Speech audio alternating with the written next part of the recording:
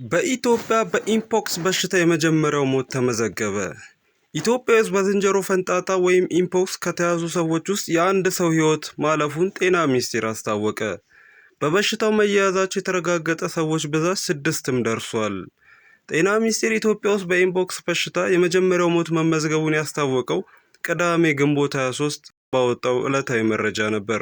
በበሽታው የተያዙት የመጀመሪያው ሰዎች የተገኙት ከኬንያ ጋር በምታጎራብተው ሞያሌ ከተማ አስተዳደር እንደነበር ተገልጿል። በበሽታው የተያዙት የ21 ቀን ዕድሜ ያለው ሕፃን ልጅና እናቱ እንደሆኑ ሁለት ተቋማት ባወጡት መግለጫ አስታውቀዋል። ወደ ጎረቤት ሀገር ተጉዞ ነበር ከተባለው የሕፃኑ አባትም ጋር የቅርብ ንክኪ የነበራቸው ግለሰቦች የመለየትና የክትትል የማድረግ ሥራ መጀመሩን መግለጫው ጠቅሷል።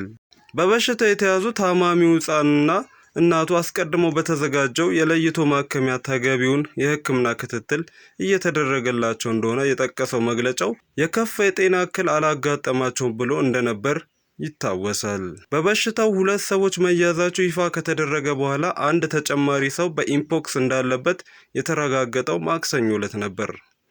ረቡዕ ዕለት ይህ ቁጥር በእጥፍ ጨምሮ በበሽታው መያዛቸው የተረጋገጠ ሰዎች ብዛት 6 ደርሷል። ይህ የታማሚዎች ቁጥር እስከ አርብ ድረስ በተመሳሳይ መልኩ መቀጠሉ ጤና ሚኒስቴር በየቀኑ በሚያወጣው መረጃ ያመለክታል። ጤና ሚኒስቴር ቅዳሜ ምሽት ባወጣው ዕለታዊ መረጃ በበሽታው ተይዘው ከነበሩ 6 ሰዎች ውስጥ የአንድ ግለሰብ ሕይወት ማለፉን ይፋ አድርጓል። በበሽታው ተይዘው ከነበሩ ሰዎች መካከል የትኛው ግለሰብ ሕይወቱ እንዳለፈ ሚኒስቴሩ አልገለጸም። ከዚህ በተጨማሪ ቅዳሜ ዕለት ብቻ በሽታው እንደተያዙ በመጠርጠራቸው የላቦራቶሪ ምርመራ የተደረገላቸው ሰዎች ብዛት 9 እንደሆነ ተመላክቷል። ከረቡዕ ዕለት ጀምሮ በአጠቃላይ የተከናወነው የላቦራቶሪ ምርመራዎች ብዛት 6 የነበረ ሲሆን ትናንት የተደረጉት ምርመራዎች ይህን ቁጥር ወደ 15 አሳድገውታል። መተላለፊያ መንገዶችም በበሽታው የተያዘ ሰው የተጠቀመባቸውን አልባሳት መንካት፣ በበሽታው የተያዘ ሰውን ቁስል መንካት፣ በበሽታው የተያዘ ሰው ሳል እና ማስነጠስ፣ በበሽታው ከተያዘ ሰው ጋር አካላዊ ፈሳሽ ጋር የሚኖር ንክኪ እንደሆኑም ታውቋል። ሞንኪ ፖክስ የተባለው ቫይረስ አማካኝነት የሚከሰት የዝንጀሮ ፈንጣጣ በበሽታው የተያዙ ሰዎች ትኩሳት፣ ራስ ምታት፣ እብጠት፣ ሽፍታ፣ ሳል፣ የጀርባና የጡንቻ ህመም እንዲሁም የቆዳ ቁስለት እና ድካም ይታይባቸዋል።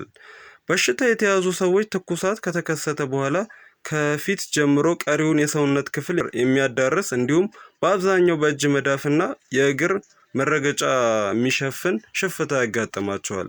በሰውነት ላይ የሚያጋጥመው ሽፍታ በጣም የሚያሳክክና የሚቆጠቁጥ ሲሆን በተለያዩ የለውጥ ደረጃዎች ውስጥም አልፎ በመጨረሻም እብጠት በመፍጠር ኋላ ላይም ይከስማል። ቁስለቱም ጠባሳውን ትቶ ሊያልፍ ይችላል።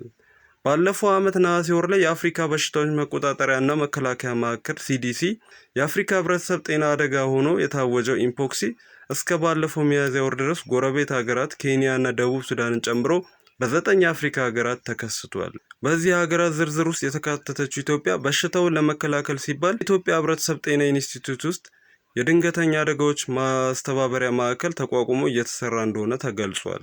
በበሽታው ተይዘው ተብለው የተጠረጠሩ ሰዎች የሚቆዩባቸው የተለያዩ የጤና ተቋማት እንደተዘጋጁ እንዲሁም የጤና ተቋማት በበሽታው የተያዙ ሰዎችን በመለየት አስፈላጊውን ዝግጅት እንዳጠናቀቁ መናገሩ አይዘነጋም።